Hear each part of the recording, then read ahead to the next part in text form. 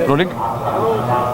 मेरे साथ हैं सनातनी कहूँ या एक सीनियर आरएएस कहूँ या वो व्यक्ति कहूँ जो लोगों को शुद्ध खिलाने के लिए लड़ रहा है, पंकज ओझा जी। सर, शिव पुराण कथा हो रही है, प्रदीप जी आज लगातार आज छठा दिन है और लोगों को शिव पुराण कथा सुना रहे, इसको लेके क्या कहेंगे सर?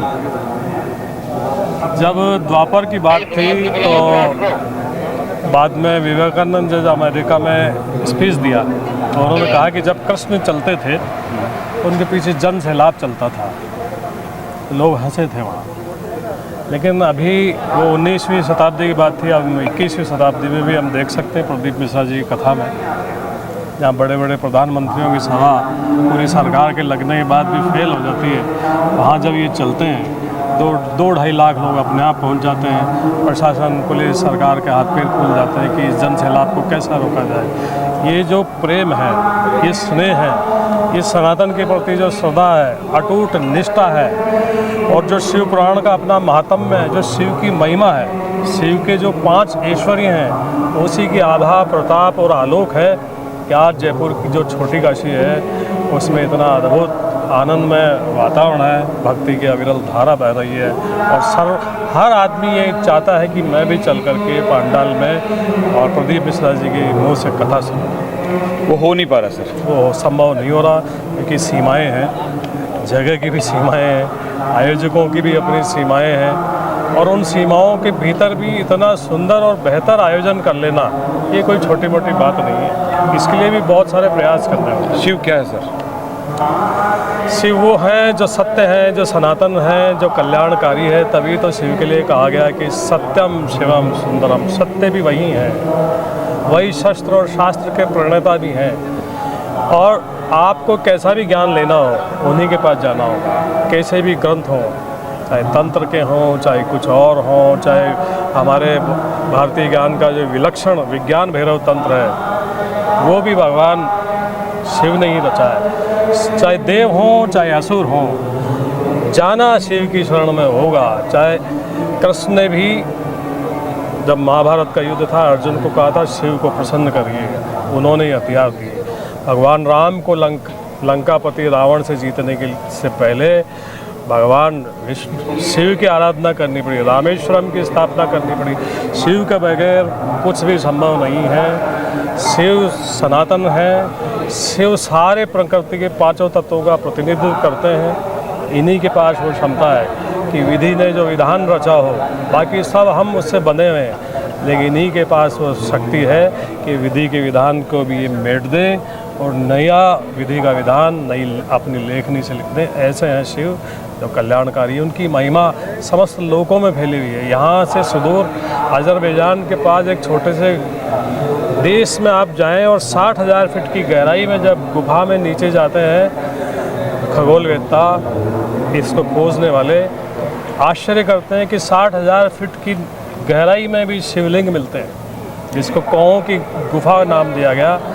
और भी चाहे आप केन्या जाएं, मॉरिशस जाएं, इंडोनेशिया जाएं, आयरलैंड जाएं, सब जगह शिवलिंग आपको 5-5, 10-10 हज़ार साल पुराने शिवलिंग मिलते हैं।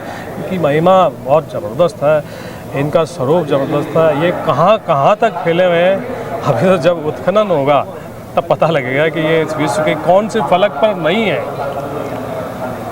ओझा जी ने कहा कि जब कभी खुदाई होगी तब पता लगेगा कि पूरे विश्व में शिव कहाँ कहाँ नहीं है।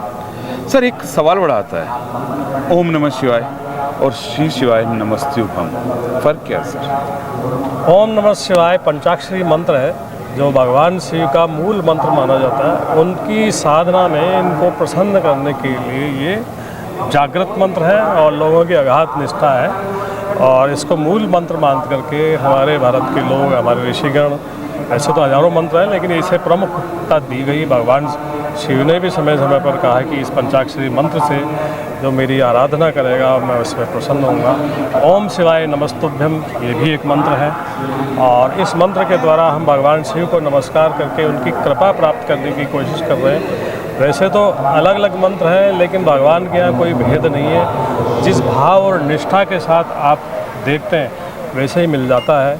मातंग ऋषि के कहने पे अगर श्रमणा, जिसे हम शबरी के नाम से जानते हैं, वो अगर विश्वास कर बैठती है, ऐसा विश्व में कहाँ अलौकिक उदाहरण मिलेगा कि भगवान राम, जिसकी कृपा के लिए ऋषि सदियों सदियों जन्म लेते हैं। तुलसीदास लिखते हैं कि जन्म जन्म मुनि जतन कराई, अंतकाल मुख आवत नाई।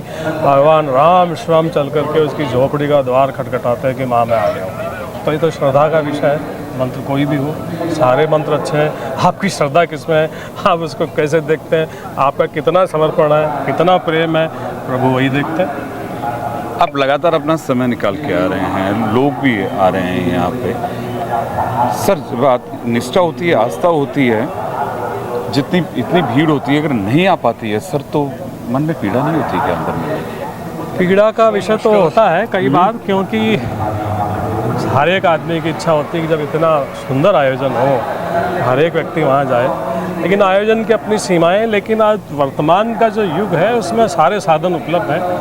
आप अपने YouTube पर लिंक है, इस पर देख सकते हैं, आस्था चैनल पर देख सकते हैं। घर पर नहीं है तो चलते हुए कार में भी चल रहे हैं तो आप आराम से अपना YouTube पर लिंक खोलिए और उसे देख सकते हैं। और यहाँ आप देखिए बात, जिसको जहाँ जगह मिली है वो वहाँ बैठा है। लोग छतरी लाएं, चादर लाएं, कपड़ा लाएं, तान करके पूरी श्रद्धा के साथ वो सुन रहे हैं। और ऐसा नहीं कि जो पंडाल की अग्रिम पंक्ति में बैठा है या मंच पर बैठा है, कथा सुन रहा है, उसको ज़्यादा लाभ मिलेगा और उसे कम मिलेगा। क्योंकि तुलसीदास कहते हैं कि हरि व्यापक सर्वत्र समाना, प्रेम ते प्रकट हो ही में जाना। भगवान तो सब जगह समान है। आपके मन का प्रेम अगर है तो वो कहते हैं कि मैं वहीं प्रकट हो जाता हूँ। जैसे प्रहलाद से पूछता है हिरण्यकश्यप कि क्या है इस खंभे में भी तेरा ईश्वर, तब वो अगाध निष्ठा से कहते हैं कि हाँ इसमें है। और इसी समय भगवान नरसिंह उतर आते हैं। तो आपकी श्रद्धा, निष्ठा, प्रेम ही आपको फ़ायदा दिलाता है। चाहे आप मंच पे आगे आगे बैठे हो, चाहे आप बिल्कुल बाहर चादर टान के बैठे हो, आपकी श्रद्धा और प्रेम ही आपको फलीभूत करेगा। ज़रूरी नहीं है कि आप आगे बैठे हो या आप पीछे बैठे हो, आपको भगवान नहीं मिलेंगे। अगर आप आस्था रखेंगे, श्रद्धा रखेंगे, तो ऊपर वाला जरूर आप पे कृपा करेगा। आपने सुना पंकज ओझा जी को। सर, आपने हमें समय दिया, बहुत बहुत आपका भी बहुत बहुत धन्यवाद।